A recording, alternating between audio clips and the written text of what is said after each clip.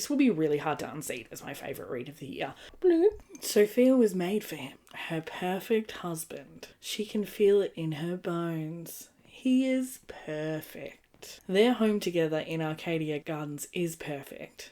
Everything is perfect. It's just that he's away so much. So often. He works so hard, she misses him. And he misses her.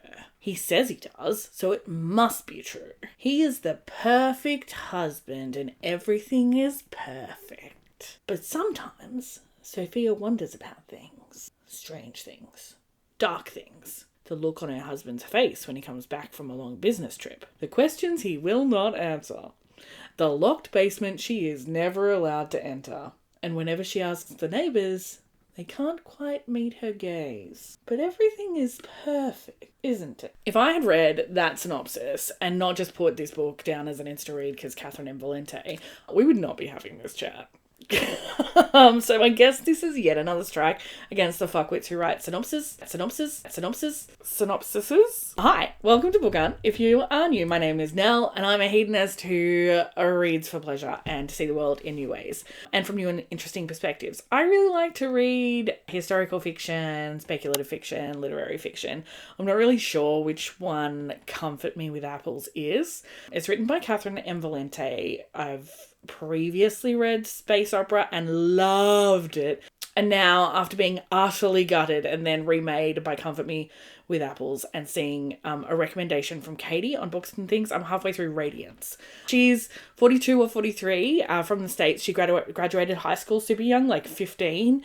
She's got just like a wicked sense of humour, blistering sarcasm, scathing social commentary. She walks that line of satire that sort of winks back at you. I really, really enjoy her style as it's just entertaining and humorous, as well as talking about more important things, I guess. Okay, so Comfort Me with Apples. It was totally creepy vibes, but just as you sort of sink into the atmosphere, you realise that the sneaky bitch is doing a lot here. The commentary, Jesus. At 103 pages, every fucking thing I say is going to be a spoiler, so I'm going to be a bit cryptic, but I welcome and encourage anyone who's actually read this. Actually, just go and read it, and when you're done, DM me on Insta or message me on Voxer and we'll talk about it properly, because I'm going to read this one 1,000 times, but I am really hanging to have a proper conversation about it. All of the characters are delicious, like all of them, especially the women.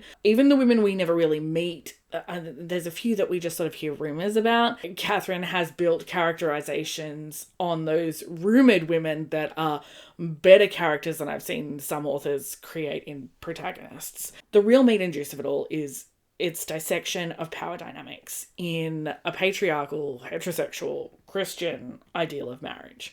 What that ideal asks of women and how women over many generations have left clues for the future generations so that some fucking change can get made without ever really being able to openly riot. I guess. What it's asking is it the nature of man to enforce his will on us being women, to fail to recognise the humanity of women, to love only a version of us?